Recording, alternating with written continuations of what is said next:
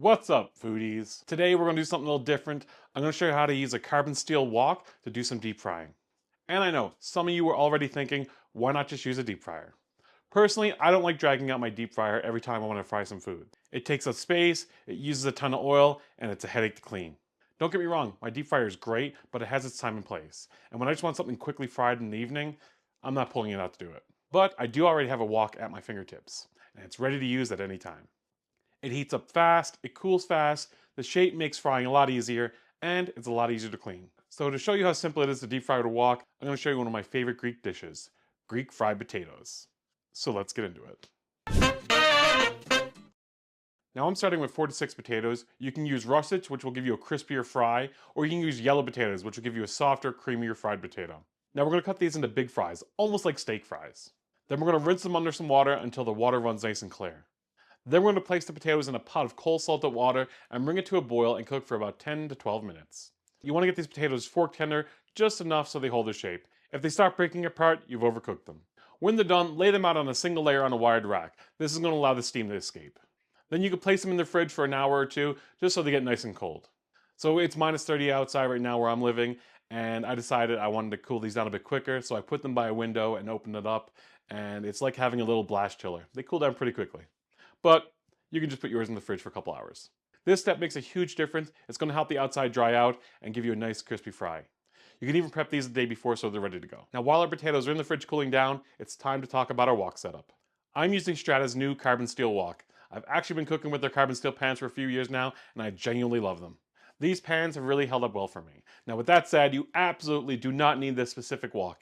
Any wok you got at home will work for this. Now, just to let you know, I'm not sponsored or anything like that. If you're interested in the carbon steel pans, I do have a 10% off link in the description below. Now, the reason I like using a wok for frying is very simple. It heats up fast, which is great, but more importantly, it responds fast. If I turn the heat down, it actually drops pretty quickly. It doesn't just stay really hot like some other heavy pots. And because it has a rounded shaped bottom, the oil pools in the center. So instead of needing a huge amount of oil to get proper frying depth, 4 to 6 cups is usually enough. Using a wok is also less messy. The high sloped sides help contain the splatter. I also find I get way less oil popping onto the stove compared to a wide shallow pan. For home frying, it just feels more controlled. Less mess, less oil, and better temperature control. Can't go wrong with that. Now I'm adding some olive oil.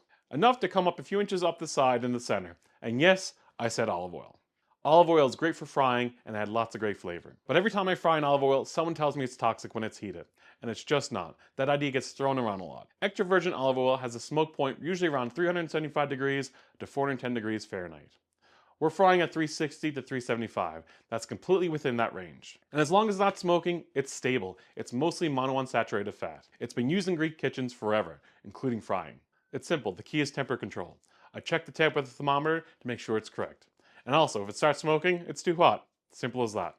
And this goes for any oil. Any oil that goes over its smoke point is not good for you. It starts to break down. So it's fine. Go ahead and cook with some olive oil. Now you want to heat up your oil to 355 to 365 degrees Fahrenheit. If your temperature is too low, the potatoes are going to absorb oil. And if your temperature is too high, they'll brown before the inside gets nice and fluffy. My oil's been heated up to 365 degrees Fahrenheit. Now add your potatoes to the hot oil in batches and don't crowd the wok. If you add too many potatoes to the oil at one time, your temperature of the oil is going to drop and you're going to end up with greasy potatoes. Now be careful when you put them in or you'll end up having a little accident like I did, dropping a few in and causing a little splash. Fortunately, I was not hurt when this happened and all is okay. And when you drop your potatoes in, try not to leave them there sitting untouched. Because unlike deep fryers, the heat source is sitting directly under the center of the wok. The ones sitting right on the bottom will brown faster than the ones floating above. So after a minute or so, give them a gentle stir. Now you don't want to be stirring these constantly because they'll break apart. You just want to give them a stir every now and then to make sure they all get moved around. Then let them fry for 4 to 6 minutes until they're golden all over. Remove them and place them straight into a bowl. While they're still hot, season with kosher salt and a sprinkle of dried oregano. Now these are great with just some salt and oregano. They're great for dipping in some tzatziki, but I like to finish them the way I love them. To the bowl, add a 1/4 cup of crumbled feta, a sprinkle of fresh or dried dill or any herbs you like, and a squeeze of lemon juice right over the top. Then plate them up and you can pair these with a side of tzatziki for dipping. Now you have Greek potatoes just as you would if you were sitting on the beaches in Greece. And if you've been on the fence about frying in olive oil or using a wok, give it a try. You might be surprised and you might love it. And if you make these, let me know how they turn out. And if you've got your own Greek twist, I want to hear about it. And if you liked the video, give a thumbs up, a subscribe down below, and until next time, FOOD-DEE out.